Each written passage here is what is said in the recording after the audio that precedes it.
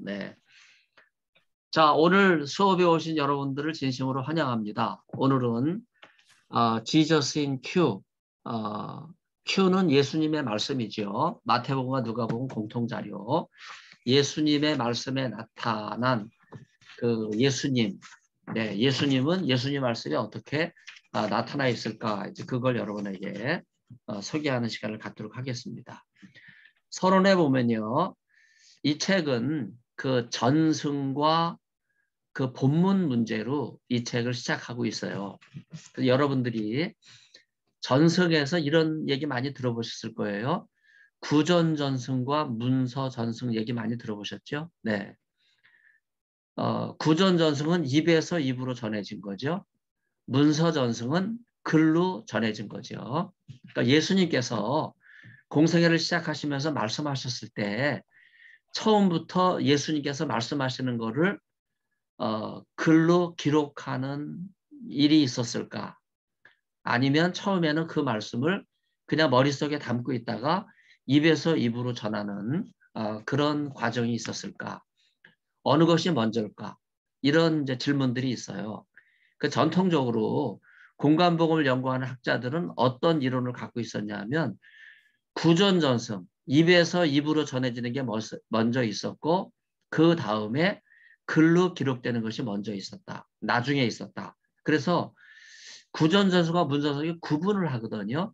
그래서 저는 이 책에서 구분할 수 없다는 거예요. 그래서 어떤 경우에는 입으로 전해지면서 글로 기록되기도 하고 혹은 예수님 말씀하셨을 때 글로 기록한 것을 또 글로 전하기도 하고 그래서 구전전승과 문서전승은 어느 것이 먼저고 어느 것이 나중이 아니라 동시에 일어났다. 어떤 경우에는 구전전승이 먼저 있고 문서전승이 있었고 어떤 경우에는 문서전승이 있었고 구전전승이 있었고 이런 이제 내용을 여러분들에게 소개하고 있는 거예요. 이게 왜 중요하냐면요.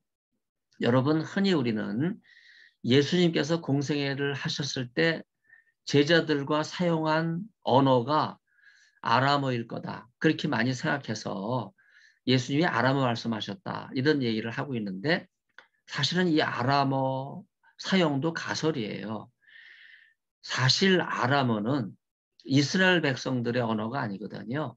원래 아람어는요. 저 수산궁에 그 수도를 두고 있었던 이 아람이 지중해를 제일 먼저 지배했는데 이제 그 지중해를 지배했던 이 아람 사람들이 아람어를 기록했어요. 그래서 여러분 신명기 26장 5절을 보면 우리 조상 아브라함은 아람 사람으로서 그렇게 나오잖아요. 왜냐하면 갈대아 우르가 아람 땅이에요. 아람. 그렇죠? 그래서 그 예수님이 아람어를 사용했다 하는 이야기를 많이 하고 있는데 그러나 예수님이 사셨을 때 지중해를 지배했던 나라는 아람이 아니죠. 누가 지배했어요? 로마가 지배했잖아요. 그렇죠? 로마는 라틴어를 사용했던 나라예요. 그런데 라틴어는 군사와 정치 언어였고 일상 언어는 헬라어를 사용했어요. 그래서 일상 언어 헬라어를 그 통속 헬라어, 코인의 헬라어 그렇게 부르거든요. 그 예수님 이전 400년 전부터 헬라어를 사용했고 로마가 지중해에 패권을 잡고 막 지배하기 시작했음에도 불구하고 여전히 헬라어가 계속 사용되고 있었던 거예요. 그래서 예수님은 설교를 하실 때 아람어를 사용하신 게 아니에요. 400년 전에 아람어를 잃어버려서 알렉산더 대제가 그리스 그 대제인데 마케도니아 출신이죠. 지중해를 지배하면서 아람어를 물리치고 헬라어를 사용하게 되면서 여러분 구약 성경도 잊어버린 거예요. 이스라엘 백성들은 히브리어를 쓰잖아요. 아람어를 쓰는 게 아니에요. 히브리어를 쓰는 거예요. 근데 히브리어를 잃어버렸어요. 그래서 알렉산더 대제 때 히브리어 말을 잃어버리니까 히브리어로 된 구약 성경을 뭘로 번역해요? 헬라어로 번역하잖아요. 그게 70인역이에요. 그러니까 헬라어가 널리 사용됐다. 여러분 그걸 기억해 주시고 예수님도 헬라어로 말씀하셨다. 그래서 헬라어로 말씀하실 때 글로 기록하고 입으로 전해지는 문서 전승과 구전 전승이 동시에 이루어졌다 하는 걸 여러분 꼭 기억할 필요가 있습니다. 3페이지를 보면요. 이제 안식일 논쟁에 대한 내용이 나오는데 특별히 서론적인 거에서 제가 말씀드리는 거는요. 3페이지 세 번째 문단에 예수님은 유대 율법을 아주 중요하게 여기셨다 하는 걸 우리가 생각해야 돼요. 그래서 예수님의 말씀 가운데 상당 부분이 이 율법과 관련된 말씀들이 있어요. 이 말씀은 너무나 중요한 거죠. 그 중에서도 안식일 율법은 율법 중에서 가장 중요해요. 그 이유는요. 10계명 가운데 있기 때문에 그래요. 제4계명 안식일을 기억하여 성일로 지키라. 우리말 10계명은 요 4계명이 간단하게 나와 있어요. 그런데 신명기 5장과 출애굽기 20장을 보면 이 10계명 전문이 나와 있잖아요. 그런데 10계명 가운데 가장 길게 설명되어 있는 것이 제4계명, 안식일에 대한 계명이에요. 그 이스라엘 백성들은 길고 또 많으면 중요하다 하는 생각을 갖고 있었기 때문에 안식일 계명이 아주 크게 여겨졌어요. 그래서 안식일 계명은 계속해서 발전해 나갔는데 이제 모세 오경에 안식일 계명이 다양하게 나오는 이제 그런 내용들이 이제 제가 이 유대 율법과 관련해서 쭉 설명해주고 있는 그런 내용들이에요. 그래서 이제 14페이지를 보면 안식일 제도와 안식일 준수에 대한 설명을 하고 있죠. 다양한 안식일 제도들이 나오고 있어요. 이 안식일 제도는요. 우선 신명기에 두 가지 신명기가 있잖아요. 하나는 신명기 이제 10계명이 두 가지 형식이 있는데 하나는 신명기 5장에 있는 10계명이 있고 그 다음에 출애굽기 20장에 나오는 10계명이 있어요. 이 두 가지가 굉장히 중요한 10계명인데 여기에 안식일 계명이 제4계명으로 제도로 들어갈 정도로 굉장히 중요한데 제가 여기서 지금 설명하는 내용이 뭐냐 하면 10계명이 왜 출애굽기와 신명기에 따로따로 기록됐냐 하는 거예요. 굉장히 중요하죠. 네. 출애굽기 20장에 나오는 신명기는 이스라엘 백성들을 애굽에서 구원해 내셨기 때문에 구속신앙 이게 굉장히 강조되어 있거든요. 그래서 자연스럽게 출애굽기 20장에 나오는 신명기는 구속신학을 근거로 해서 기록됐을 거다. 이런 생각하기가 쉬워요. 그러나 신명기 20장에 나오는 10계명의 서원을 보면요. 구속신앙이 아니라 창조신앙이에요. 하나님께서 이스라엘 백성들을 애굽에서 구속해내신 것을 기억하고 이 구속신앙을 기억하고 감격하는 마음으로 구원해 주셨으니까 이제 10계명을 지켜라. 그리고 제4계명 안식일을 지켜라. 그렇게 말씀하고 있어요. 이게 구속신앙의 개념인데 출애굽기는 창조신앙을 통해서 이야기하고 있다 이거야. 하나님이 창조해 주셨기 때문에 창조에 대한 감사와 감격을 가지고 그 은혜에 감사하는 마음으로 10계명을 지켜라. 그렇게 말씀하고 있는 거예요. 그러면 신명기 5장에 나오는 10계명은 어떤 내용이에요? 오히려 출애굽기와 같아요. 이스라엘 백성들 애굽에서 구원해 내셨으니까 구속신앙에 대한 감격을 가지고 이제 구원해 주셨으니까 건진 받았으니까 이제 다시는 속박으로 돌아가지 마라. 애굽으로 돌아가는 건 속박이잖아요. 이제 구속을 받은 사람답게 살아가라. 이제 그 의미로 신명기는 구속신앙을 가지고 10계명을 이야기하고 있고 그 점에서 안식일을 지키라 말씀하고 있는 거예요. 그래서 똑같은 십계명이고 똑같은 안식일 계명임에도 불구하고 이 제도를 담고 있는 형식이 다르다. 그 말은 무슨 말이에요? 메시지, 강조점, 또 십계명을 지켜야 되는 이유가 다르다 이거예요. 그래서 다시 제가 정리하면요. 출애굽기에 나오는 십계명은 창조신앙을 이유로 대고 있어요. 그래서 하나님이 창조해 주셨으니까 7일 동안 6일 동안 창조하시고 7일째 쉬셨으니까 안식일을 어떻게 하라고 하는 거예요?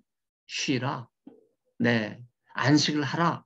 네. 그런 창조신앙을 통해서 출애굽기는 안식일 계명을 말씀하고 있고 신명기는 이스라엘 백성들을 구속해 내셨다는 거예요. 애굽에서부터 구원해 내셨다는 거예요. 다시는 종살이로 돌아가지 말라. 이제 자유인의 삶을 가져라. 그래서 계명이 주어졌으니까 억지로 이 십계명이나 안식일 계명을 지키는 것이 아니라 이게 자유인이 됐으니까 스스로 감격하는 마음으로 자유에 대한 감격으로 안식일을 지키라. 여러분 이런 말씀을 하고 있는 것이 바로 안식일 계명이에요. 23페이지 보면요. Q 14장 5절 말씀을 여러분에게 소개하고 있죠. Q는 마태복음과 누가복음 공통자료에 해당되는 거예요. 그래서 마태, 마가, 누가, 요한복음 400권에 대한 안식일 계명, 안식일 논쟁에 대한 논문이나 연구는 많이 있어요.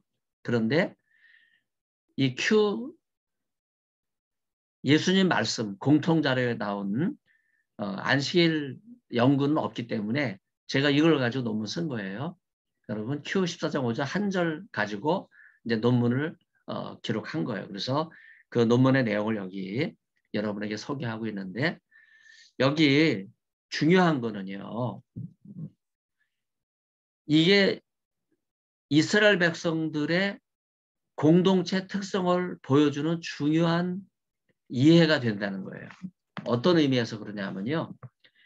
여기 안식일에 일하지 말라 하는 이 계명으로만 끝나는 것이 아니라 이 말씀은요. 지금 또 하나 새로운 도전을 주고 있어요. 안식일은 일하면 안 되는데 안식일 계명이 너무나 중요하기 때문에 일하면 안 됨에도 불구하고 생명이 죽어가는 상황이 된 거예요. 그러면 일하면 안 되니까 죽어가는 생명을 무시하면 어떻게 돼요? 안식일 지키고 나면 어떻게 되겠습니까? 그 생명은 희생당하고 마는 거예요. 그러니까 어떻게 하는 거예요? 건져내지 않겠느냐? 여러분 이 말씀의 의미는 뭐예요?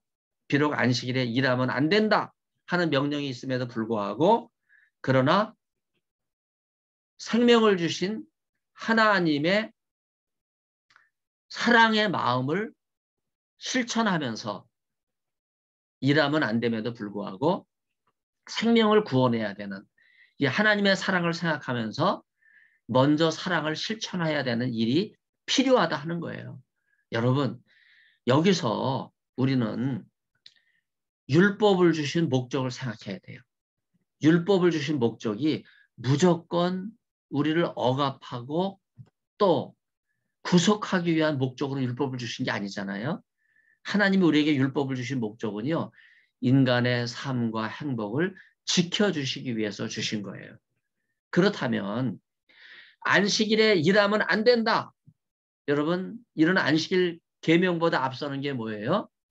안식일 계명을 주신 목적이에요. 그 목적은 뭐예요?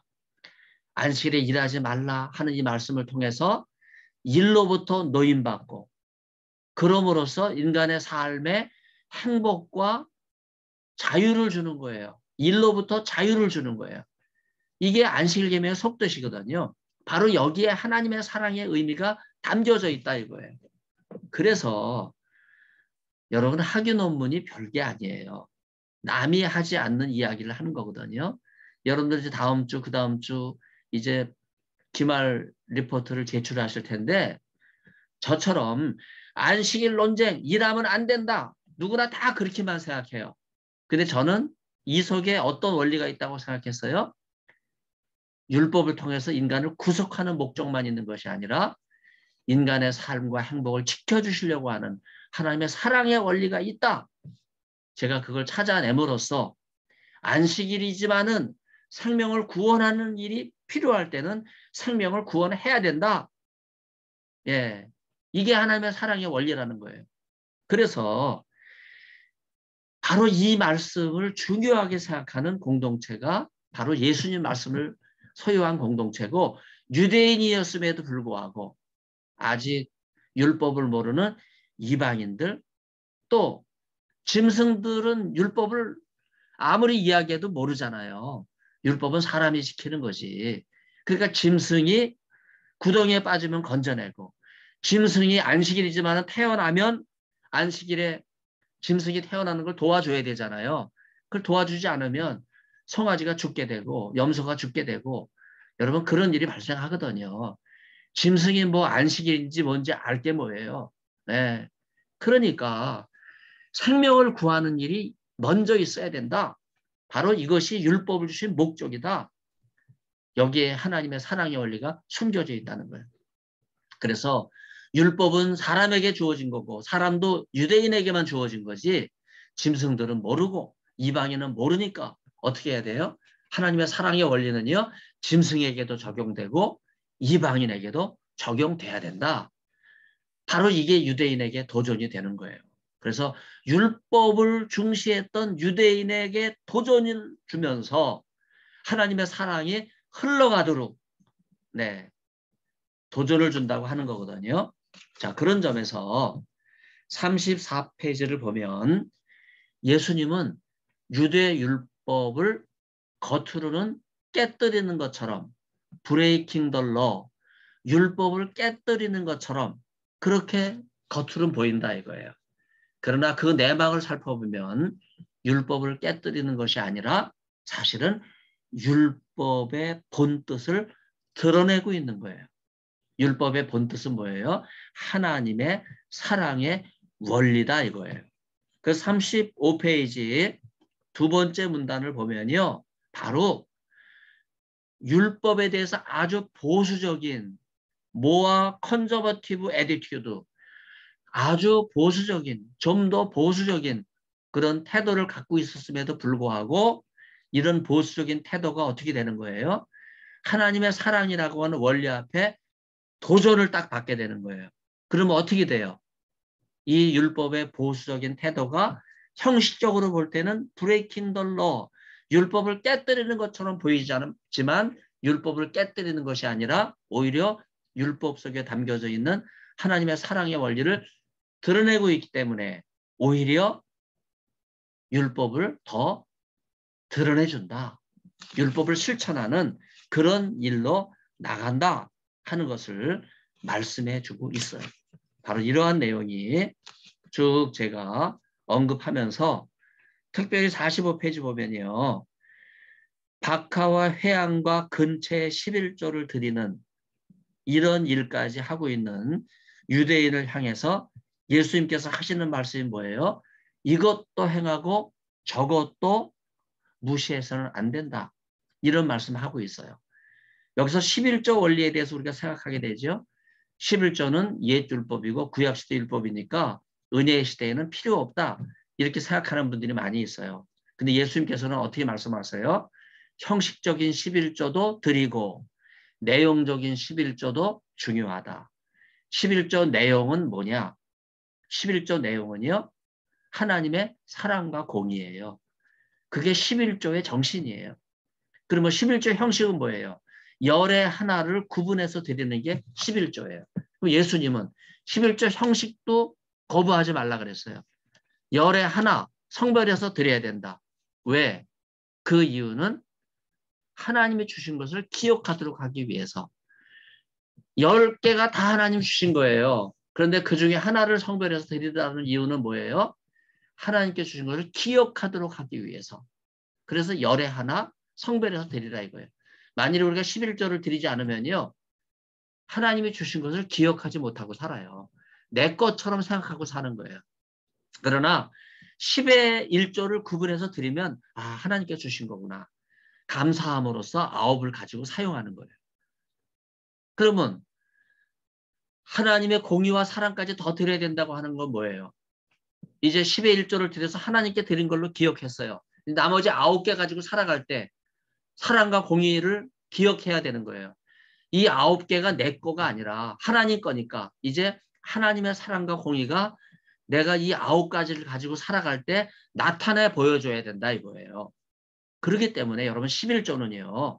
두 가지가 다 필요한 거예요. 열에 하나 구분해서 드릴 때 하나님께서 주신 거를 기억하고 사는 거. 그 다음에 9을 가지고 살아갈 때 이제는 드렸으니까 내 맘대로 쓰는 것이 아니라 이 9을 가지고 어떻게 쓸 건가? 하나님의 사랑과 공의를 실천하는 일에 써야 된다 이거예요. 그런 점에서 여러분 11조를 드리는 거는 축복입니다. 네, 너무 큰 축복이에요. 우리 목사님들은 교회에서 받은 돈 11조 하니까 뭐 아깝지 않잖아요. 목사님도 어차피 교회에서 받은 거 드리는 거니까. 그러나 일반 교인들은 세상에서 막 뼈 빠지게 일하면서 받은 거 교회에다가 헌금하려니까 아깝거든요. 힘들거든요. 1억씩 버는데 1,000만 원 들여? 아이고 보통 힘든 게 아니에요. 아까운 생각도. 내가 얼마나 뼈 빠지게 일했는데. 그러나 여러분 11조는요. 목사님이나 평신도나 다 똑같이 적용되고 있는 거예요. 네, 하나님께 주신 거 기억하면서 살기 위해서 열에 하나 드리고 네, 나머지 9 가지고 살아갈 때 내 마음대로 쓰는 게 아니라 하나님과 사랑과 공의를 실천하는 그런 차원에서 사용한다. 너무나 중요한 거죠. 공관복음의 안식일 내용에 대한 이제 그 다음 내용도 바로 이런 내용들을 제가 이야기하면서 네, 특별히 59페이지 가면 장르와 큐 편집자라고 하는 용어를 사용하고 있는데 여러분 장르라고 하는 말은요. 예수 말씀 바로 이 말씀이 아포프테금 이 아포프테그마 경구라는 말이에요. 경구라는 말은요. 경종을 울리는 말이에요. 이 말은 전통적으로 그냥 일상적으로 쓰는 말이 아니에요. 네, 그냥 아무 생각 없이 사람들은 살아가지만 예수님이 이 말씀 하실 때는요. 아포프테그마 경구라고 하는 말씀으로 하신 거예요. 그런 점에서 이 말씀은요. 우리가 경적을 울리는 말씀으로 들어야 돼요. 이 말씀을 소홀히 여기면요. 하나님의 사랑을 잃어버려요. 어떤 사람은 율법만 생각하고 율법주의에 빠져서 지내가요. 그러나 이 말씀 속에는요. 율법도 기억하고 율법을 주신 하나님의 사랑도 기억하라고 하는 그런 차원에서 말씀하고 있는데 63페이지 가면요. 그 밑에서 두 번째 문단 제일 끝 문장이 프로나운스먼트라고 하는 표현이 나와요.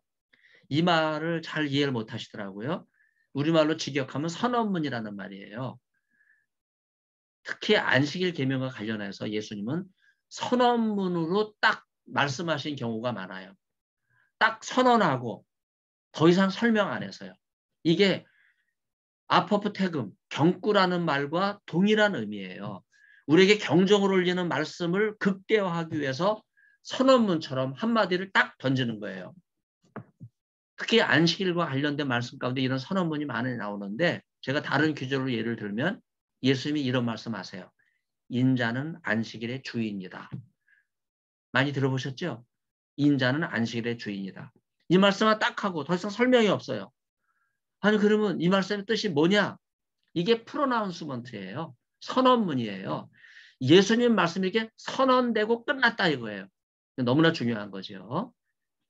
이거는 수사학적인 특징을 갖고 있어요. 지금 우리의 수사학은요. 선언문으로 끝내면 말이 안 통해요. 선언하고 설명을 해줘야 돼요. 그런데 예수님 당시의 수사법은요. 선언문을 딱 해주고 난 다음에 청중에게 맡기는 거예요. 알아서 그 선언문을 받아들이든지 감동이 돼서 받아들이든지 그리고 믿고 따르든지 아니면 믿지 않고 거부하든지 둘 중에 하나예요. 신앙을 가질 것인가 불신앙을 가질 것인가 수사학적으로 그런 목적이에요. 그래서 인자는 안식일의 주인이다 이렇게 이야기했을 때 예수님의 제자들은 그 말씀을 받아들였지만 바리새인들은 어떻게 했어요? 거부한 거예요. 그렇죠? 네. 그런 점에서 이 선언문 이야기의 목적은요, 신앙을 요구하는 거예요. 네. 그래서 안식일 계명과 관련해서 이런 선언문 이야기가 나온다 하는 걸 여러분들이 기억하는 것이 너무나 중요하죠. 70페이지 가면요, 중요한 말씀 하나가 나오죠. 유대 율법과 이방인 선교 사이에서, 여기 이 그 제목이 제 학위 논문 부제예요. 그래서 제 학위 논문 부제, 이렇게 제목을 붙였더니 제가 23년 전에 장신대 왔을 때 선교대학원장이 이광순 교수님이고, 또 선교학 교수 출신이 그 서정원 교수님, 선교학 교수가 2명밖에 없는데 2분이 다 장군들이에요. 그러니까 쫄병이 없는 거야. 병사가 없어. 그러니까 이 총장님하고 대학원장이 선교학을 가르칠 수가 없는 거예요. 예, 장군들이니까. 그러니까 제가 부제가 이방인 선교가 딱 들어가니까 무릎을 딱 치면서 이제 더 소기천 박사가 선교학을 가르쳐야 된다. 제가 신약학 교수로 왔는데 졸지에 신약학 플러스 선교학을 가르치게 돼가지고요.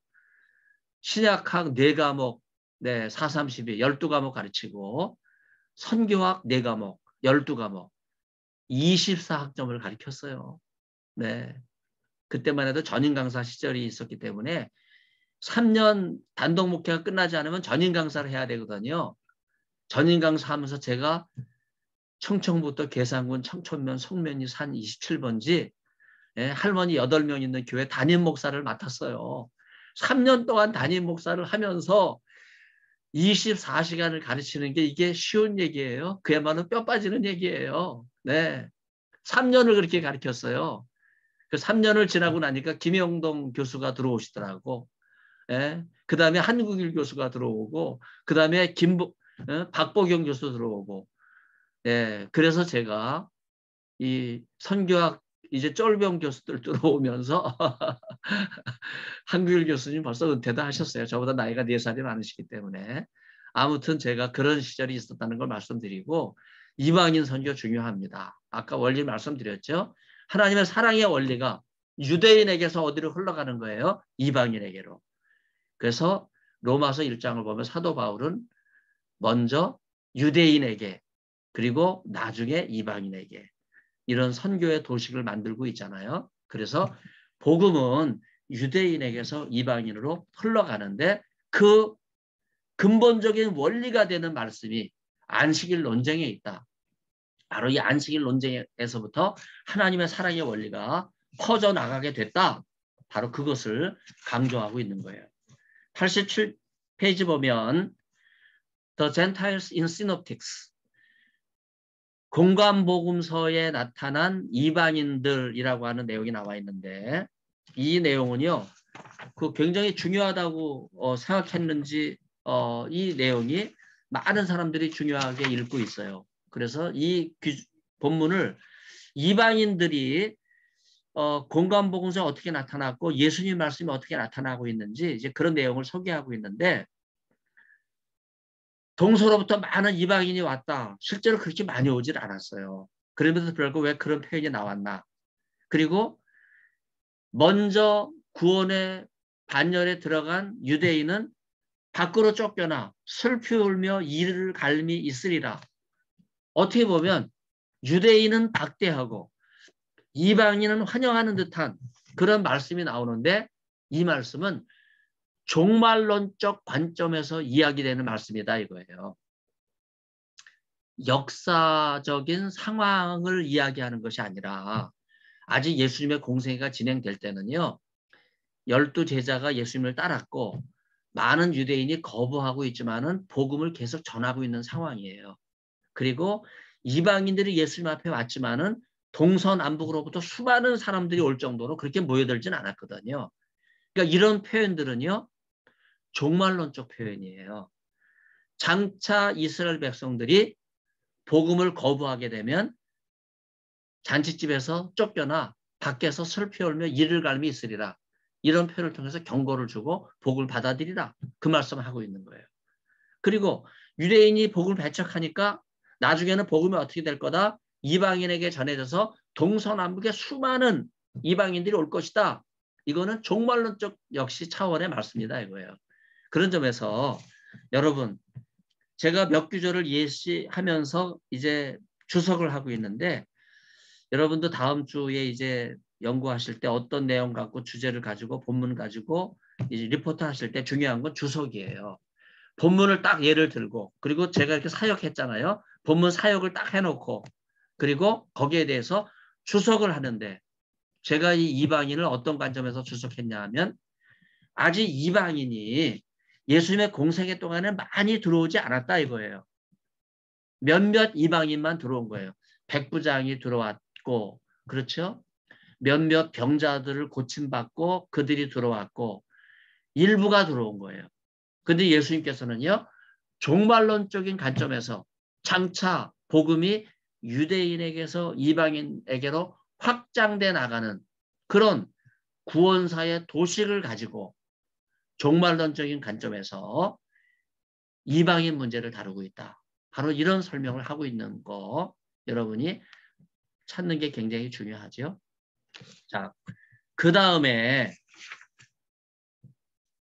112페이지 나오고 있는 유앙겔리온 앤더 젠타일 미션 복음과 이방인 선교라고 하는 이 주제는요. 참 용케도 알고 장신대 그 학부 학생들 영어 신학 강독에 이게 샘플 그 교본이 돼 있어요. 제가 감사하죠. 네. 근데 이게 쉬운 내용이 아니에요. 여기에 막 독일어도 막 들어가 있어요. 그러니까 이걸 강독할 때 학부 학생들이 어떤 생각 갖겠어요? 이 복음과 그 이방인 선교라고 하는 이 내용을 이해하기 위해서는 독일어도 알아야 되겠구나. 그렇죠? 네.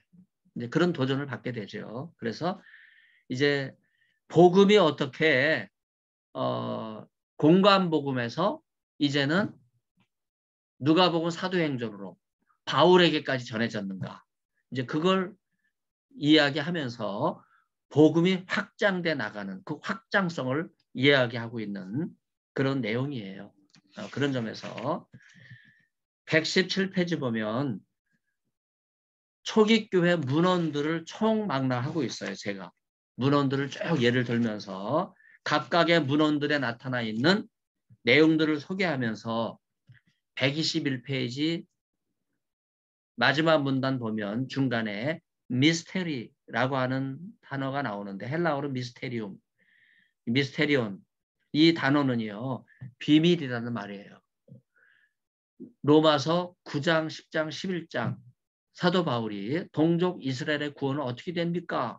이렇게 스스로 질문을 던지면서 하나님 앞에 기도하는 심정으로 이방인 선교사로 27년 동안 지중해 지역을 다니면서 복음을 전했는데 그럼에도 불구하고 바울은 유대인이기 때문에 가는 데마다 유대인의 회당에 가서 유대인에게 복음을 전했어요.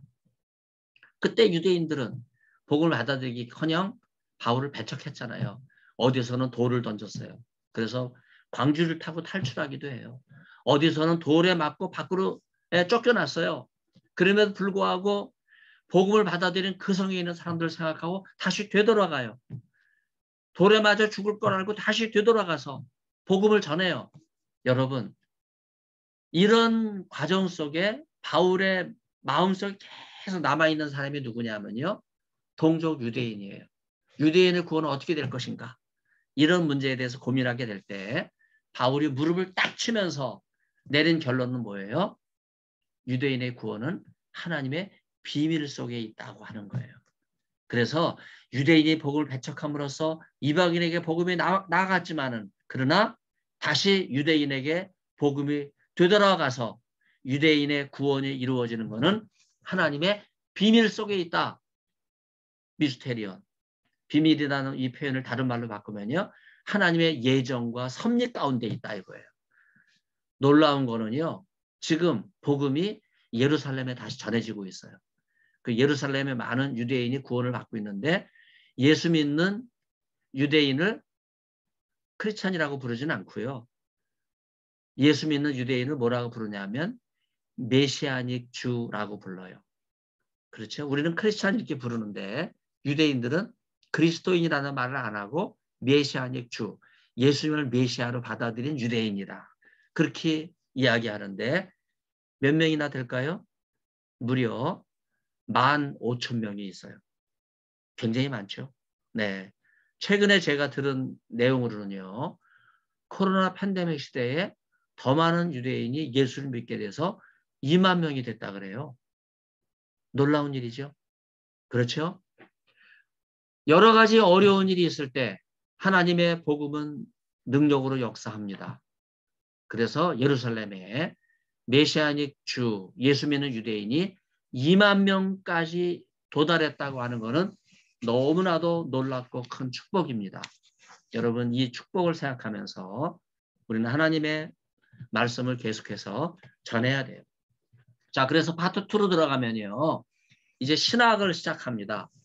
신학을 시작하면서 제가 Predating the Sayings Gospel Q, Q의 연대가 조금 더 앞당겨진다고 하는 말씀을 제가 여러분에게 드리는데 굉장히 중요한 거예요. 구전전승과 문서전승으로 오늘 그 책 소개를 제가 소개를 했는데 구전전승이 먼저고 문서전승이 나중이다. 이런 그 옛 이론에 의하면요. Q의 기록 연대는 50년에서 70년경 이렇게 되는 거예요. 그러나 문서전수가 구전서 동시에 일어나고 구전전수가 문서전수 동시에 일어난다. 이런 새로운 이론을 제가 제시했기 때문에 예수님의 공생애가 시작이 될 때 바로 그때 입으로 전해지는 구전전승과 글로 기록되는 문서전승이 동시에 일어났기 때문에 Q의 기록 연대는 한 20년 내지 25년 앞당겨지는 거예요. 그렇죠? 그래서 이걸 제가 학문적으로 제안을 했고 학회에서 인정을 받고 그래서 여기 책에 이제 소개를 했고요. 137페이지 보면 이제 신학을 논합니다. 우선 Q의 하나님이죠. 예수님의 하나님은 어떤 하나님이세요? 아버지로 우리에게 소개한 거예요. 예수님이 하나님의 아들로 이 땅에 오셨기 때문에 하나님의 아들이라는 말은 하나님과 동등한 자격이 있는 거예요. 그 이유는 아들이 이제 왕이 되는 그런 개념 속에서 하나님의 아들로 오신 분은 하나님이시기 때문에 그래요. 그런데 대개 하나님을 멀리 계신 분으로만 이해했잖아요. 그러나 예수님은 하나님을 어떤 분으로 우리에게 제시했어요? 아바. 그렇죠? 아버지로 우리에게 소개한 거예요. 하나님은 멀리 계신 분이 아니라 하나님 우리에게 가까이 계신 분이다. 그래서 제가 두 가지 독일어로 여러분에게 소개했어요. 페르네, 멀리 계신 분. 네에, 가까이 계신 분. 그래서 페르네 운투 네. 하나님은 멀리 계신 분일 뿐만 아니라 가까이 계신 분이시다. 굉장히 중요한 단어예요. 이 말을 처음으로 한 사람은 루돌프 불트만이에요. 그래서 페르네 운투 네 곧 하나님은 멀리 계시기도 하고 가까이 계시기도 하다 하는 이러한 표현을 사용했는데 바로 이것이 Q에 나타난 예수님의 신과이다 이거예요. 신관. 그래서 예수님은 창조주 하나님이시면서 동시에 아바 아버지로 우리에게 가까이 계시다. 그걸 여러분에게 소개해드리고 여러분 쿰란 문서 가운데 호다요트라고 하는 표현이 나와요. 호다요트 포뮬라, 호다요트 형식이라는 단어가 나오는데 이 말은 어떤 의미냐면요. 천지의 주제이신 하나님이라고 하는 말을 우리는 호다요트 형식이라고 불러요. 그래서 하나님은 천지의 주제이신 분, 멀리 계신 분 이런 하나님으로만 우리가 이해할 것이 아니라 가까이 계신 분, 언제나 우리와 호흡하시고 우리의 안타까운 신음에 귀를 기울이시는 아버지와 같은 분이시다. 여러분 이런 생각하는 게 중요하죠. 요즘 아버지와 아들 관계가 안 좋더라고요. 네. 왜 그렇게 됐는지 모르겠어요. 네. 아버지도 문제지만 아들도 문제예요. 네. 아버지와 아들 관계가 깨지잖아요. 그러면 하나님과 아버지의 관계가 깨져요. 이걸 회복해야 돼요. 그래서 아버지가 먼저 얘야 미안하다. 네가 왜 이렇게 아빠로부터 멀어졌는지 모르겠다. 아버지가 먼저 손을 내밀고 아들을 품에 안아줄 필요가 있죠. 또 그러면 아들도 아버지 죄송해요. 제가 그동안 너무 개인적인 생각으로 아버지를 멀리했습니다. 이제 아버지와 관계를 회복하겠습니다. 여러분 그런 노력을 해야 돼요. 아버지와 아들과 그냥 갈등하고 이런 관계가 그냥 지속이 되잖아요. 그러면 하나님과 자녀의 관계가 계속 그렇게 되는 거예요. 그런 점에서 여러분 146페이지 보면 예수님의 성령 이해를 소개하고 있는데 성령께서 역사하셔야 돼요. 예수님의 성령 이해는요. 깨끗한 영과 깨끗이 하는 영을 딱 구분해서 이야기하거든요. 깨끗이 하는 영은 사마귀예요. 사마귀가 뭐예요? 사탄, 마귀, 귀신, 사마귀예요. 여러분 우리 그 목회 현장에 사탄, 마귀, 귀신이 얼마나 많은지 몰라요. 여러분 우리가 어떻게 인간인데 연약한 인간이 이 사마귀를 대적할 수 있어요. 이 사마귀를 이기기 위해서는 어떻게 해야 돼요? 성령을 의지해야 돼요. 그래서 여러분 목회 현장 힘들고 어려울 때 부목사님들, 담임 목사님들 얼마나 목회 현장 어려워요. 부목사님은 담임 목사 눈치 봐야 되고 담임 목사님과 장로님 사이에 눈치 봐야 되고 예. 담임 목사님은 모든 목회를 책임져야 되니까 너무 힘들고 여러분 사마귀를 감당하는 게 쉽지 않아요. 여러분 이때 어떻게 해야 돼요? 성령께서 임재하시기를 사모해야 돼요. 오 성령이 오소서. 오 성령이 오소서. 사모하는 마음으로 여러분 성령을 환영하세요. 그러면 그 순간부터 깨끗지 않은 영은 물러가고 깨끗한 영인 거룩한 영인 성령께서 여러분의 목회를 담당하시고 여러분의 교회를 담당하시고 여러분의 가정을 담당하시면서 더러운 귀신을 물리치는 능력이 나타나게 될 줄로 믿습니다. 여러분 하나님 말씀 앞에 굳게 서고 성령을 의지하는 이런 마음이 우리에게 있어야 돼요. 150페이지 보면 종말론에 대한 언급이 나오는데 여러분 종말론 아까도 말씀드렸지만 이 종말론은요. 역사의 한복판에 하나님의 나라를 가져오신 예수님. 그럼에도 불구하고 우리는 예수님이 아니잖아요. 우리는 역사의 한복판에 오신 예수님만 바라봐야 돼요. 그래서 예수님이 앞장서서 대장 예수가 되셔서 앞서가시도록 해야 돼요. 우리는 따라가는 것뿐이에요. 그럼에도 불구하고 우리는 자꾸자꾸 세상을 바라보면서 염려하죠. 네. 여러분 무리를 걸으시는 예수님을 바라봤을 때 시몬 베드로는 풍랑이는 바다를 걸었어요. 그런데 금방 시선을 풍랑으로 돌리게 됐을 때 어떻게 됐어요? 물에 빠졌잖아요. 물에 빠져도 어떻게 돼요? 예수님 오셔서 손을 잡고 건져주셨잖아요. 여러분 초점이 예수님에게 있어야 돼요. 우리 목사님들은 평신도하고 달라야 되거든요. 그때 여러분 어떤 생각 가지셔야 돼요? 항상 예수님 바라보는 걸 잊으면 안 돼요. 예수님 바라보는 거를 잃어버리고 세상을 견눈질하다 보니까 자꾸 우리가 물에 빠져드는 거예요. 166페이지 보면요. 이제 성만찬 예식에 대한 전설사적인 내용이 나와 있는데 여기 이제 애찬식과 성만찬이 구분되고 있어요. 애찬식은 단순 meal, 그냥 음식을 나누는 게 애찬식이라고 볼 수 있죠. 근데 성만찬은요.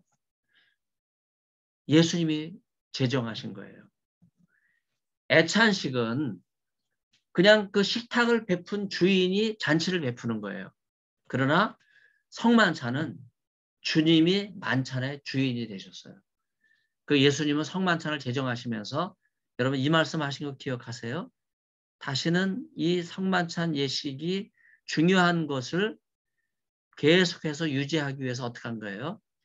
하나님의 나라에서 제자들과 함께 포도주를 나눌 때까지 더 이상 포도주를 나누지 않겠다. 예수님 이런 말씀하신 거 기억하시죠? 그만큼 여러분 성만찬 예식이 중요해요. 그런 점에서 예수님의 살과 피의 핵심은 바로 십자가의 죽으심과 부활이거든요. 바로 이걸 우리가 기념하는 예식을 행하는데 사실 매 미사 때마다 이 성만찬 예식을 행하는 로마 천주교는 좀 잘하는 일이에요. 그런데 요즘 또 그렇게 잘 못해요. 로마 천주교 신부들은요. 평신도를 믿질 않아요. 그래서 여러분 신부들은 평신도한테 중요한 직분 안 주는 거 아시죠? 운영위원회만 있어요. 그래서 교회에서 실망하고 안수 집사하고 장로님들이 실망하고 아, 이 로마 천주교도 뭐 성경 믿고 예수 믿으니까 다 기독교 생각하고 갔다가 실망하는 거예요. 아무리 10년을 다녀보세요. 로마 천주교. 운영위원이에요. 절대 뭐 중직 안 줘요. 이건 성만찬에도 나타나요. 떡만 나눠주고요. 신부가. 예? 떡도 손으로 받으면 흘릴까봐 어떤 경우는 입에다 이렇게 딱 넣어줘요. 이거 여러분 교인들 우대하는 것 같지만 내막을 보면 교인들 무시하는 거예요. 떡까지 주고요. 잔은 안 줘요. 그 이유는 뭔지 아세요? 흘릴까봐. 떡은 떨어뜨리면 주소라도 먹잖아요. 잔은 흘리면 이거 뭐 핥아 먹을 수도 없는 거니까. 그래서 이 무지랭이 같은 교인들이 성만찬에서 잔을 흘릴까봐 주지도 않아요. 네, 그래서 신부가 어떻게 해요? 떡 나눠주고 잔은 어떻게 해요? 강단에 가서 뒤돌아서서 자기만 먹어요. 그러니까 신부들이 한 번 뜯은 와인병을 아침, 점심, 저녁, 아침 미사, 점심 미사, 저녁 미사에 다 쓰니까 어떻게 돼요? 하루 포도주 3병을 먹으니까 알코올 중독자가 되는 거예요. 네. 여러분, 성만찬의 예식은 만찬하고 달라요. 그런데 지금 로마 천주교는요, 성만찬을 만찬으로 변질시켰어요.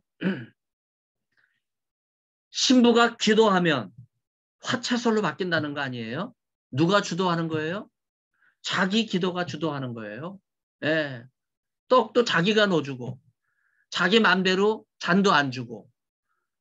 여러분 이거는 만찬의 의미지 성만찬의 의미가 아니에요. 성만찬은 누가 제정하신 거예요? 예수님. 그래서 예수님의 몸과 피를 기념하고 예수님의 십자가 부활을 기념하는 이런 예식이 돼야 되기 때문에 예수님이 주가 돼야지 집례하는 목사나 신부가 주가 돼서는 안 된다. 네, 이런 말씀 드리고 싶어요. 자, 시간이 많이 지났기 때문에 네, 절반 정도밖에 못했는데 네, 독서보고를 제가 혼자 하려니까 참 힘드네요. 네, 아무튼 여러분들 제가 이렇게 감을 잡아드렸으니까 174페이지부터는요. 차근차근히 내용을 보시면서 여러분이 내용을 파악해 주시고 이 귀한 책을 사셨는데 이 책은요. 여러분 이렇게 서가에다만 딱 꼽아서 그 무슨 관물대에 보물처럼 모시지 말고 다음 주, 그 다음 주 독서 보고 할 때 꼭 인용을 해주세요. 네, 중요한 구절을 꼭 인용해 주시고 그 다음에 예수 말씀의 전승기도와 예수 말씀을 보면서 큐 개론도 인용을 해주세요. 잘 인용해 주시고 예수님 말씀을 인용할 때 여러분 그 성역 구절에 대한 내용은 각자 이제 원하는 다른 성역 구절 얼마든지 선택하셔서 주석해 주시면 좋을 것 같아요. 그러면 그 내용이 여러분이 이해하는 데 도움이 될 것 같고 제가 일부러 목회전문대학원을 지금 3번째 가르치고 있는데 이렇게 가르치는 게 2년이 돼서 이번에 한 분이 학위 논문을 써갖고 왔어요. 그래서 Q17장 20절로 35절을 여호와 증인의 종말론에 관한 연구 이렇게 해서 논문을 써갖고 오셨어요. 그래서 이번에 목회전문대학원에서 논문 이제 한 분이 완성하게 된 감사하게 생각하고 또 이분은 목회와 신학이라는 전공으로 들어오셨어요. 그런데 이번에 대학원에 그 청원을 하셔서 제 과목을 듣고 신약학으로 논문을 썼기 때문에 전공을 목회와 성서로 바꾸고 가로 신약학 그렇게 해서 논문을 제출하기 허락을 받았습니다. 그래서 목회전문대학원은 이제 들어올 때 티어가 없다 그러더라고요. 그렇기 때문에 이제 자유롭게 들어오셨기 때문에 이제 육학점으로 대신하고 논문 안 쓰는 경우가 많이 있지만 육학점을 논문으로 쓰겠다고 하는 분이 이제 가끔 있기 때문에 그런 분들이 코스웍 하면서 제 과목을 3과목이나 들었기 때문에 이분이 신약학으로 논문을 쓰게 되는 그런 계기가 돼서 대학원이 허락을 했는데 아무튼 잘 된 일이에요. 여러분들도 이번 기말 논문 잘 쓰셔서 박사과정 생각하시는 분들은 석사 때 논문 한번 쓰시면 도움이 돼요. 논문 새로 쓰려면 어려우니까 기말 페이퍼로 쓰신 거를 논문을 발전하면 3분의 1 정도는 하는 거니까 3분의 2만 살 붙이면 되거든요. 그래서 학위 논문 쉽게 진행될 수 있으니까 여러분이 2주 동안 논문 잘 쓰시고 논문 쓸 때 궁금하신 분은 저한테 문자 주시고 카톡 주시고 그것도 성의 안 차시는 분은 제 방으로 오세요. 저는 매일 오후 뭐 점심 먹고는 늘 자리에 있어요. 오전에는 수업 때문에 또 뭐 논문지도 행정부 이런 것 때문에 왔다 갔다 하지만은 오후에는 거의 그냥 연구실에 앉아 있으니까 언제든지 오셔서 같이 공부할 수 있기를 바랍니다. 여러분 감사드립니다. 네, 논문 잘 쓰시고요. 네, 제가 카톡으로 이메일 알려드리겠습니다. 네, 늦게 들어오신 분 위해서 말씀드리면 12월 13일까지 논문 제출하시는 거예요. 김창대 목사님 치료 잘 받으세요. 네, 네, 감사합니다, 교수님. 네네, 감사드립니다. 여러분 안녕히 계십시오. 감사합니다. 고생하셨습니다. 네네, 반갑습니다. 감사합니다.